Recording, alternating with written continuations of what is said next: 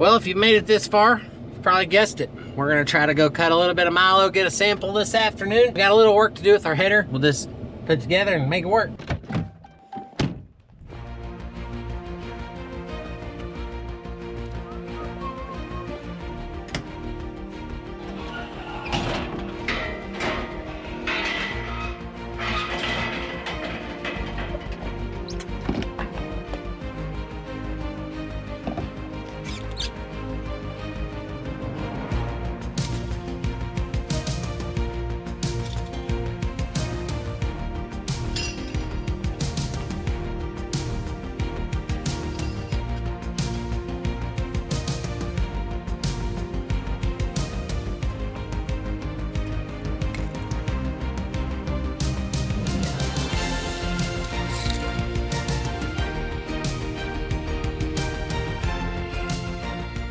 Okay, oil's checked, everything looks good up here.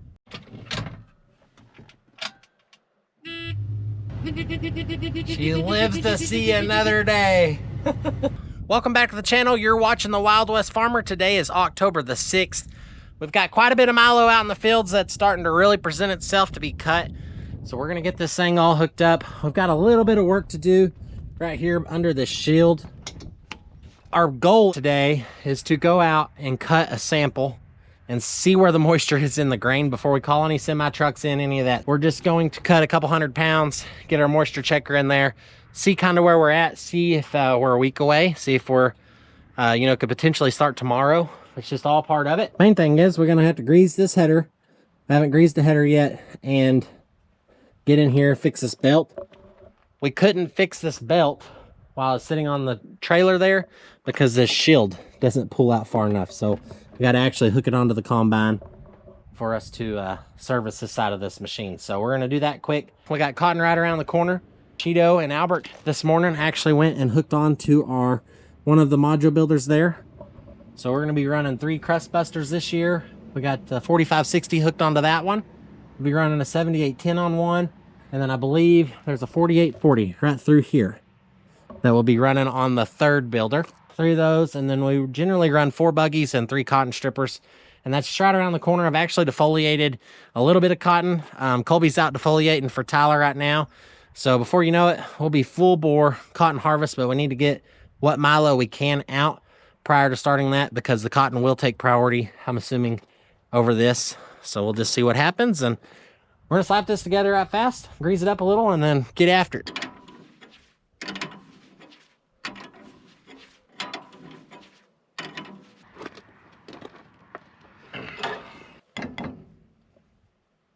So I was going to show you all this old belt right here. You can see it's got some pretty good cuts in it. We've been running, and this has kind of been the least of our worries here. Well, we got a little bit of time, and I've had all this stuff kind of ordered.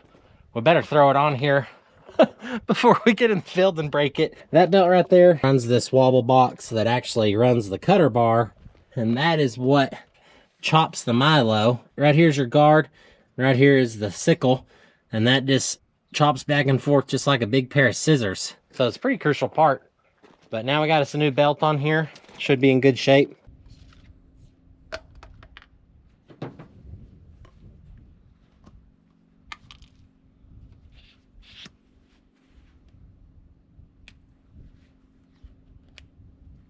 We're good to go now. Oh yeah.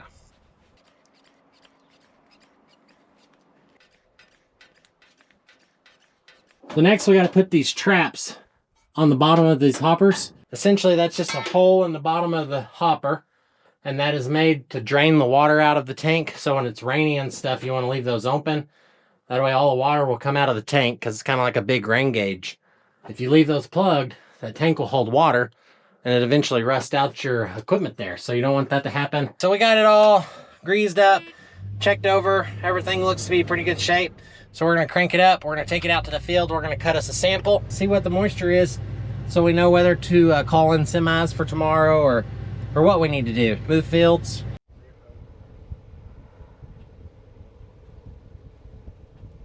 We just cut a little spot out right there. It's just sprinkling and raining. Look at that. Oh man, Feels good. I guess we're gonna move the combine down to idle. I've got 2 patches down there that I think are a lot more ready than this. Took 2 samples there. One went 16, one went 12. And I don't know if the camera will pick it up. You can see these hotter spots had a little more drought in them. You know, they're just got green, got sucker heads in them. So we might just wait a week on this, but obviously it's raining and sprinkling, so I don't know if we'll get much done here. So we're just gonna move. So we're going hook our header and hit the road.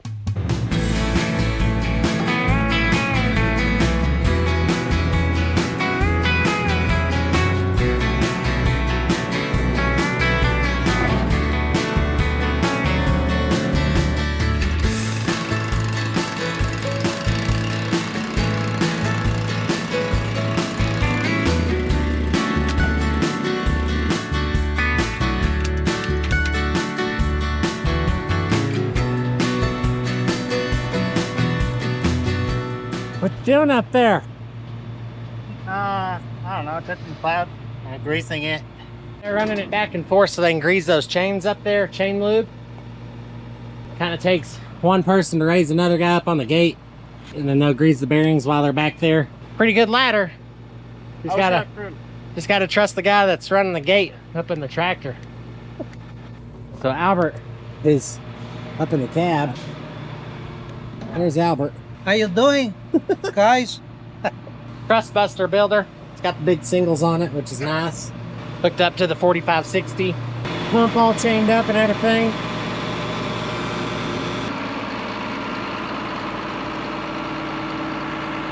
So Albert there, he's gonna let Cheeto down. Cheeto, you hanging on? Yep, I'm ready. Okay.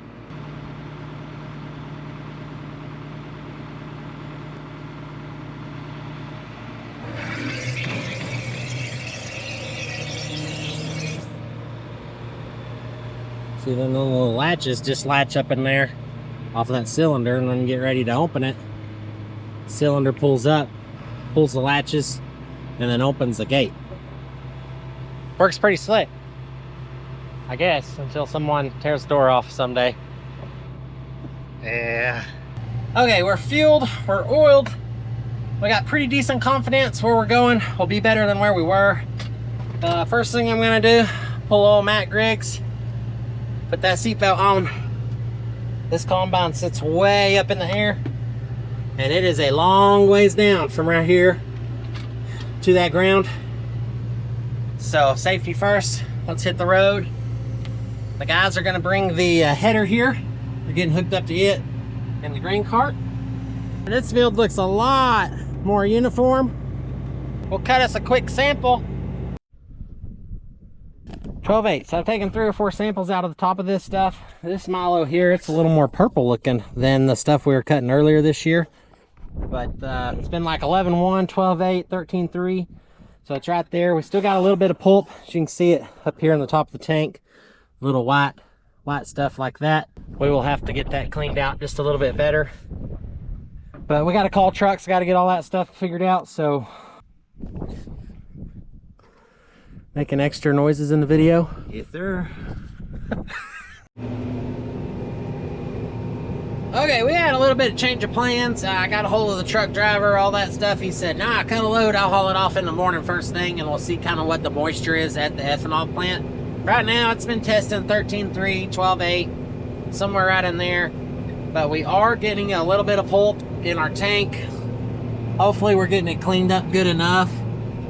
This stuff is just green. The plants are green and got a green stalk on them. So the only way to get that pulp out that I've seen this year is just get into deader Milo.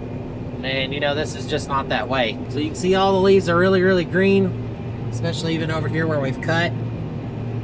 But the grain itself is really dry. Hopefully everything's, you know, will turn out good there. The lightest field I have of this replant Milo. I think the other 2 are really gonna blow this one out of the water.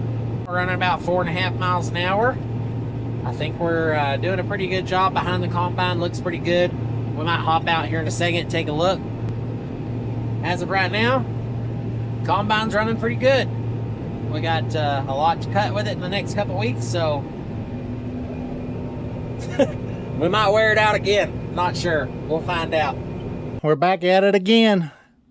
Milo Harvest 2025 Part 2. Got the 8285R on the Workman 1096. My red Universe cart, deeply loved and appreciated, is no longer with us. It went on to its other home. I'm gonna grease this thing up real quick and then we'll keep cutting. Houston, we got a problem. Cutting along, heard something a little bit funny, so I stopped, looked at my display here, and the fan reading was showing 0. So I turned the machine off. I guess we'll hop out. Hopefully it's belt or something, but I don't know. It could be the speed sensor. We'll see if it's working. Yeah, it's getting a little trashy on the top. Well, you gotta look at it on the bright side. Shouldn't have been blowing any out.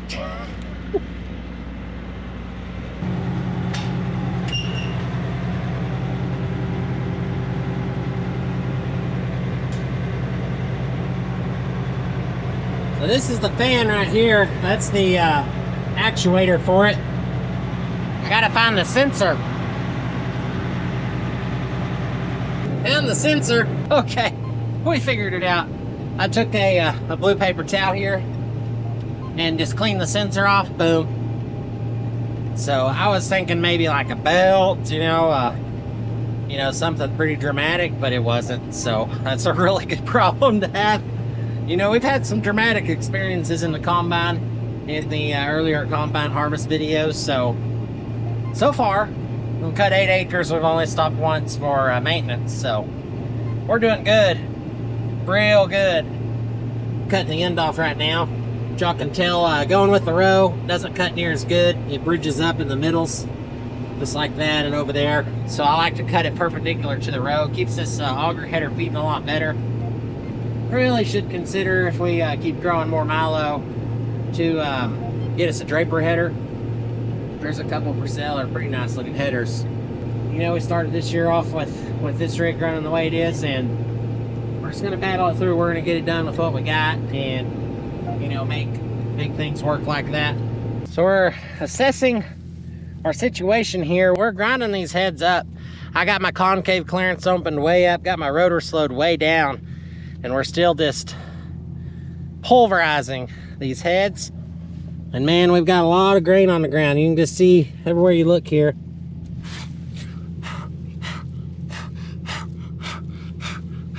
You know, there's kernels of grain all over the ground there. So we've got to figure this out. Not sure. Luckily, a bushel of grain's not worth much, so if we do spill it, well, we'll lose a couple bucks. But it is the bushel that pays the bills, even if it's not worth much. So we got to get it all, or do our best job. And I don't think right now we are doing the best job we can do. So I don't know if I need to add more air, clean those sieves off a little better. It's really not sure. We're gonna play with it. So I've only cut 2.5 hoppers there. I'm gonna go ahead and fold that in. We're gonna give her the beans, and I'm gonna do some adjustments on this. We got our fan at 780, which is really pretty low, and our rotor is running 580. I'm gonna slow that down to 550. There it goes. Okay, we're gonna open our concaves. We're just gonna go ahead and mow those open to about 29, which is a long way, so I don't know what else to do really. This later Milo might be lighter bushel weight. You know, it might work its way out the back easier. I'm not quite sure, but we're gonna sample, do a test right here, just kind of see. We got to play with it. We got to figure this out. Every kernel counts.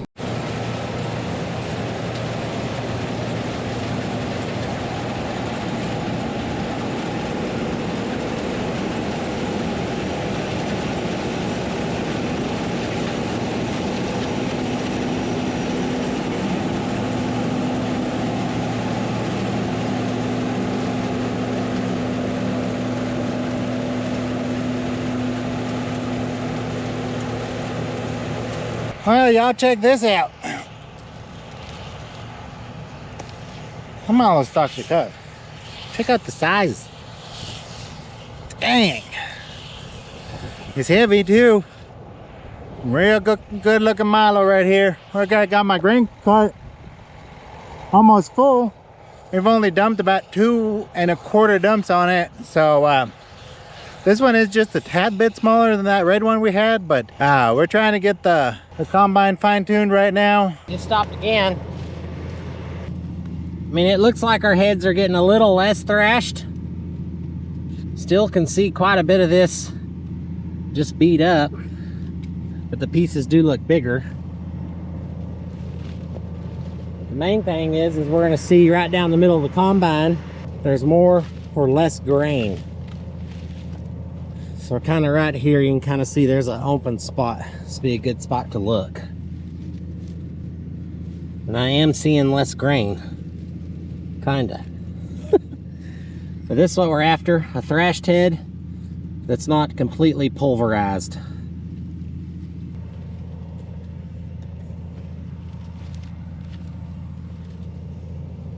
What you think, boss man?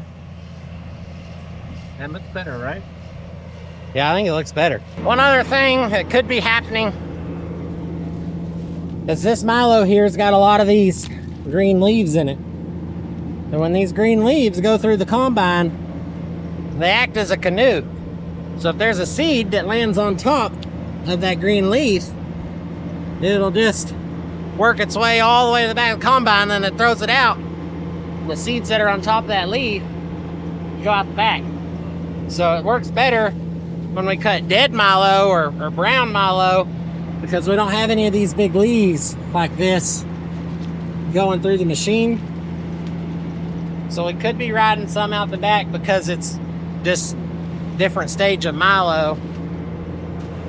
I don't know, we'll figure it out.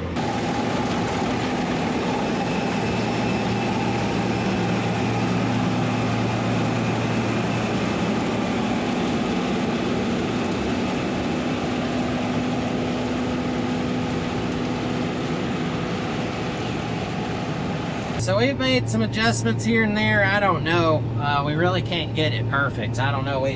Some of this Milo might just be like bushel weight and just walking out the back. But if you look at the combine adjustment guide, we're getting a little bit wild on our specs here. The fan, it shows on this deal. Let me pull it over here to sorghum.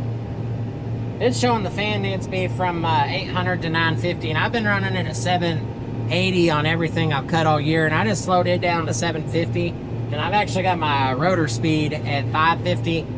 We're not running too fast. We're running 3.5 miles an hour, which is, well, it could be too fast, not sure.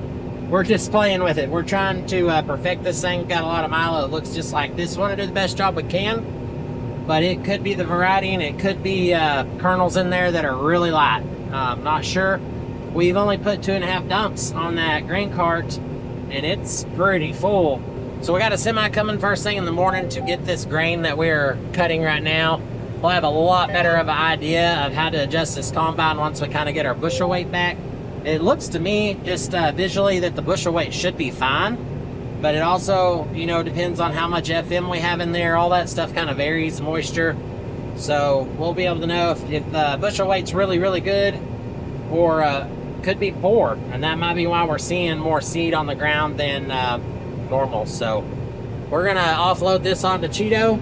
I think he's gonna have a full grain cart this time.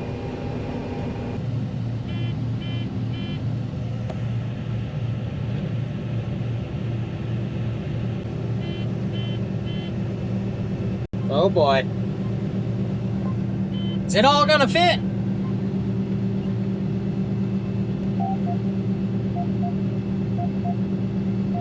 I sure hope y'all enjoyed today's video of us cutting this first load of Wildcat Milo.